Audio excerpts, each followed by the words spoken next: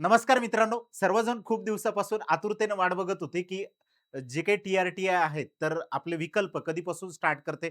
तर फायनली यांनी 16 फेब्रुवारी पासून जे काही आहेत, तर यांचे विकल्प स्टार्ट केलेले आहेत. तुम्ही ज्या संस्थेला प्रेफरन्स द्यायचा आहे, त्या संस्थेला 16 फेब्रुवारी पासून सकाळी 11 वाजेपासून जे काही तर हे प्रेफरन्सेस चालू होणार आहेत. तर 22 फेब्रुवारी 2026 पर्यंत रात्री 12 वाजेपर्यंत जे काही तर आपल्याला प्रेफरन्सेस या ठिकाणी इथं देता येणार आहेत. तर सारथी एज्युकेशनला आपल्याला पहिला जो काही प्रेफरन्स आहे, तर तो का द्यायचा? सारथी एज्युकेशन किंवा सारथी लर्निंग सेंटर हे दोन्ही जे काही तर एकच आहेत. ज्यावेळेस तुम्ही पोर्टलवरती जासाल, तर त्या ठिकाणी तुम्हाला सारथी लर्निंग सेंटर छत्रपती संभाजीनगर असं जे काही आहे तर ऑप्शन दिसेल. त्याला पहिला प्रेफरन्स जो काही आहे, तर तो आपल्याला या ठिकाणी इथं द्यायचा आहे. तर त्या अगोदर आपल्याला काही ज्या काही टी-आर-टी-आयने सूचना दिलेल्या आहेत, त्या सूचनांसंदर्भात काही माहिती जी काही आहे, तर आपल्याला या ठिकाणी इथे बघायची आहे. नेमकी सूचना या ठिकाणी इथं काय-काय आहेत ते, तर ते अगोदर आपण या संदर्भात इथे बघूया. तर यांनी सूचना अशा पद्धतीने देण्यात आलेल्या आहेत, की ही प्रेफरन्सेस जे काही आहेत, तर यांच्याकडच्या ज्या काही 9 स्कीम चालू आहेत, मग याच्यामध्ये यू असेल, एम-पी-एस-सी, राज्यसेवा, त्यानंतर अभियांत्रिकी असेल, विधी न्याय सेवा असेल, त्याच्यानंतर एम-पी-एस-सी कंबाईनची असेल, अराजपत्रित गट क ची असेल, त्याच्यानंतर आय-बी-पी-एस, एस-एस-सी आणि टी-ई-टी यांच्यासाठीचे जे काही प्रेफरन्सेस आहेत, तर ते सुरू केलेले आहेत. तुम्हाला त्या लिंकवरती जायचे. या ठिकाणी इथं लिंक सुद्धा तुम्हाला देण्यात आलेली. तीच लिंक आम्ही डिस्क्रिप्शन बॉक्समध्ये सुद्धा जे काय तर तुम्हाला दिलेली आहे.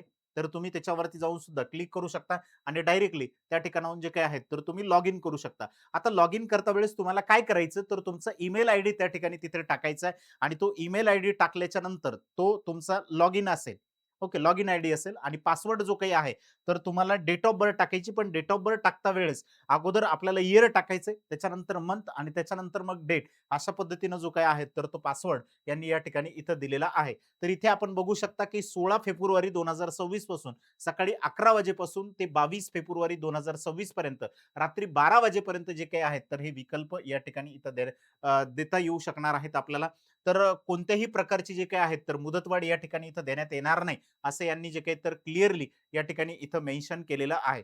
जर एखादा उमेदवार एकाहून अधिक स्पर्धा परीक्षांच्या योजनासाठी पात्र झालेला असेल, म्हणजे त्यांनी आय-बी-पी-एसची एक्झाम दिली, एस-एस-सीची दिली, एम-पी-एस-सीची दिली आणि एकापेक्षा 2 याच्यासाठी जे काही तर तो योजनेसाठी पात्र झालेला आहे, तर त्या विद्यार्थ्याला किंवा त्या उमेदवाराला जे काही आहे, तर एकाच योजनेचा लाभ या ठिकाणी इथं घेता येणार आहे. 2-2 योजनेचा जो काही लाभ आहे, तर तो या ठिकाणी इथं घेता येणार नाहीये. ओके, आणि ज्या उमेदवारांनी या अगोदर सेम स्कीमचा बेनिफिट जर घेतलेला असेल, म्हणजे आय-बी-पी-एसचा घेतलेला असेल, तर त्यांना आय-बी-पी-एसचा त्या ठिकाणी तिथे घेता येणार नाही. एम-पी-एस-सीचा घेतलेला असेल, तर एम-पी-एस-सीचा जो काही बेनिफिट आहे, तर तो त्या ठिकाणी तिथं घेता येणार नाहीये. ओके. तर यांनी परत काही सूचना जे काही आहेत, तर ते उमेदवारांना दिलेल्या आहेत. इथला जो काही तुम्हाला ओ येणार आहे, तर तो ओ कोणाही बरोबर जो काही आहे, तर इथं शेअर करू नका. कोणत्याही आमिषाला किंवा प्रलोभनाला जे काही आहे, तर इथं बळी पडू नका, असं त्यांनी जे काही तर इथं क्लिअर मेन्शन केलेलं आहे. आणि त्याच सोबत आपल्याला या ठिकाणी जे काही तर ज्यावेळेस अ, जी तुम्ही माहिती फिलअप करणार आहे, तर ती जी आपल्या मूळ कागदपत्रांमध्ये दिलेली माहिती आहे, त्याच पद्धतीने प्रॉपर जी काही तर ती इन्फॉर्मेशन आपल्याला त्या ठिकाणी तिथं भरायची आहे. त्याच्यामध्ये कुठल्याही पद्धतीची जी काही आहे, तर चूक त्या ठिकाणी तिथे नसावी. त्याचबरोबर यांनी वेटिंग लिस्ट संदर्भातली इथं माहिती देण्यात आलेली आहे. सिलेक्शन लिस्ट संदर्भातली जे काही तर ती माहिती देण्यात आलेली, ती एक वेळ आपण सर्वांनी जे काही आहे, तर ती रीड करून या ठिकाणी इथं घ्यावी. त्यानंतरच मग पुढची जी काही प्रोसेस आहे फॉर्म भरण्याची, तर ती आपण या ठिकाणी इथं सुरू करावी. ओके. इथे जसं मी अगोदर बोललो, उमेदवारांनी यापूर्वी ज्या प्रशिक्षण योजनेचा लाभ घेतलेला आहे, त्याच प्रशिक्षण योजनेचा पुन्हा लाभ घेता येणार नाही. तसे आढळल्यास संबंधित उमेदवाराचा जो काही प्रवेश आहे, तर तो रद्द या ठिकाणी इथं करण्यात येणार आहे. आणि ज्यावेळेस आपण इथं सगळ्या गोष्टी बघतोय, तर सगळ्या गोष्टींमध्ये अनिवार्य असलेली जी काही गोष्ट आहे, तर ती म्हणजे सगळ्यात महत्त्वाची तुमची कास्ट व्हॅलिडिटी. जर तुमच्याकडे कास्ट व्हॅलिडिटी जर असेल, तरच तुम्हाला या ठिकाणी पुढची प्रोसेस जी काही आहे, तर ती करता येणार आहे. कारण टी-आर-टी-आयमध्ये सगळ्यात महत्त्वाची गोष्ट जर कोणती जर असेल, तर ती म्हणजे आहे कास्ट व्हॅलिडिटी. मी पुन्हा एकदा सांगतो, कारण कास्ट व्हॅलिडिटीवरती जे काय, तर सगळ्या गोष्टी महत्त्वाच्या त्या ठिकाणी ठरतात. तर या ठिकाणी आपल्याकडे कास्ट सर्टिफिकेट असणं महत्त्वाचं आहे. त्याच्यानंतर कास्ट व्हॅलिडिटी 10वी-12वीचे मार्कशीट आणि गुणपत्रिका या ठिकाणी ज्याला आपण म्हणतो बोर्ड सर्टिफिकेट, तर हे दोन्ही पण जे काही तर आपल्याकडे पाहिजे. त्यानंतर वयाचा पुरावा, मग त्याच्यामध्ये जन्माचा दाखला चालेल, 10वी पासचं जे काही बोर्ड सर्टिफिकेट असते, तर ते चालेल किंवा पासपोर्ट, ड्रायव्हिंग लायसन्स असेल, पॅन कार्ड असेल, ज्याच्यावरती तुमचं जन्माची नोंद आहे, म्हणजे जन्मतारीख आहे. अशा गोष्टी ज्या काही तर या ठिकाणी इथं चालणार आहेत. त्याच्याबरोबर आधार कार्ड आपल्याकडे पाहिजे. त्याचबरोबर महाराष्ट्राचे जे काही आपण रहिवासी आहेत, तर त्याचं डोमेसाइल सर्टिफिकेट पाहिजे. त्यानंतर आधार सीडिंग या ठिकाणी इथं असणं आवश्यक आहे. आधार लिंक आणि आधार सीडिंग याच्यामध्ये फरक आहे. आधार लिंक जर असेल, तर त्याच अकाउंटवरती जे काही तर पैसे जमा होतात. पण आपण आधार सीडिंग केली म्हणजे की त्या आधारची जे काही आहेत, तर त्या बँक खातं आपण तिथं जोडलेलं आहे, असा जो काही आहे, तर तिथं अर्थ होतो. तर हा आधार सीडिंग आपल्याकडे असणं आवश्यक आहे. त्याचबरोबर बँक पासबुक असेल किंवा मग कॅन्सल चेक असेल, तर हे आपल्याला तिथं देणं आवश्यक आहे, की इथं अपलोड करणं आवश्यक आहेतच हे जे काही डॉक्युमेंट आहेत. आणि हे जेवढे काही डॉक्युमेंट या ठिकाणी इथं सांगतोय, तेच डॉक्युमेंट तुम्हाला डीव्हीच्या वेळेस सुद्धा, डॉक्युमेंट व्हेरिफिकेशनच्या वेळेस सुद्धा इथे लागणार आहेत. शक्यतोवर जी पब्लिक सेक्टरमधली बँक आहे, त्या बँकेचं अकाउंट जर दिलं, तर सेम डेला तुमची जी काही अमाउंट आहे, तर ती ट्रान्सफर तुमच्या अकाउंटवरती होते.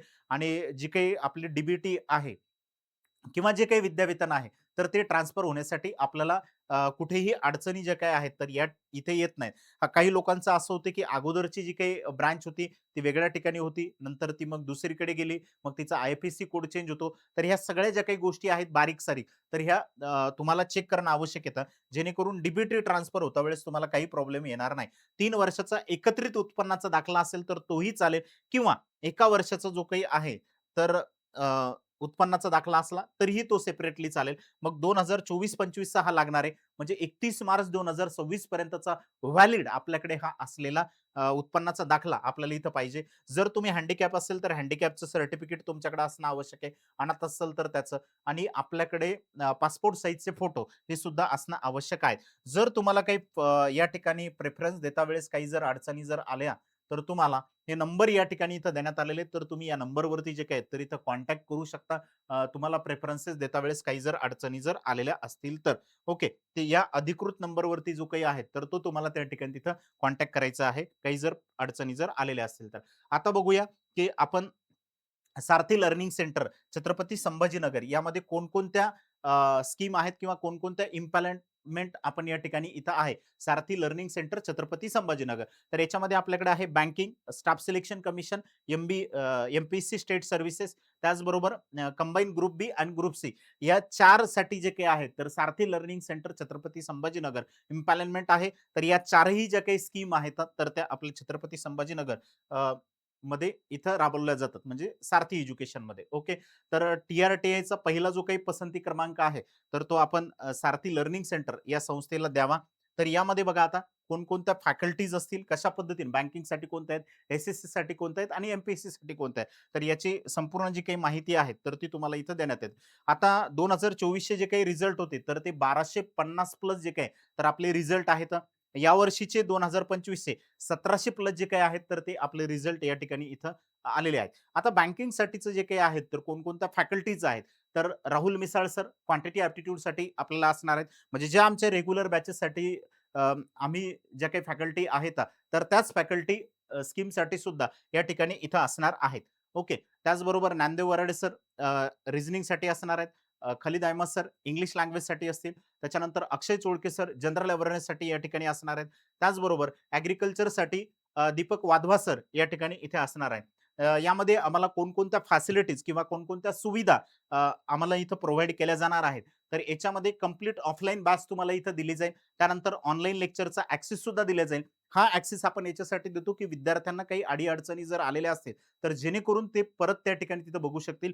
आणि आपल्या इकडे जे काही विद्यार्थी ॲडमिशन घेतात, म्हणजे आमच्या रेग्युलर बॅचेसचे असो किंवा स्कीमचे असू द्या, तर त्या सगळ्या विद्यार्थ्यांना आपण 1 वर्षभराची जी काही आहे, तर व्हॅलिडिटी त्या ठिकाणी तिथे देतो. जेणेकरून त्यांना परत लेक्चर असेल किंवा काही अडचणी आलेल्या असतील, छोट्या-छोट्या ज्या काही अडचणी असतील, तर त्या बघू शकतील. याच्यासाठी आपण जो काही ऑनलाईन ॲक्सेस आहे, तर तो विद्यार्थ्यांना देत असतो. त्याच्यानंतर तुमच्याकडे पर्सनल अटेन्शन या ठिकाणी इथं असणार आहे. त्यानंतर फ्री ऑनलाईन टेस्ट सीरीज इथं प्रोव्हाईड केली जाईल. याच्यामध्ये गाईडली किंवा अड्डा यांचे जे काही तर टेस्ट सीरीज तुम्हाला इथे दिले जाईल. प्री मेन्स आणि इंटरव्ह्यू या तिन्ही फेजची जी काही आहे, तर प्रिपरेशन ह्या ज्या काही फॅकल्टी या ठिकाणी आहेत, ह्या तुमच्याकडून करून घेणार आहेत.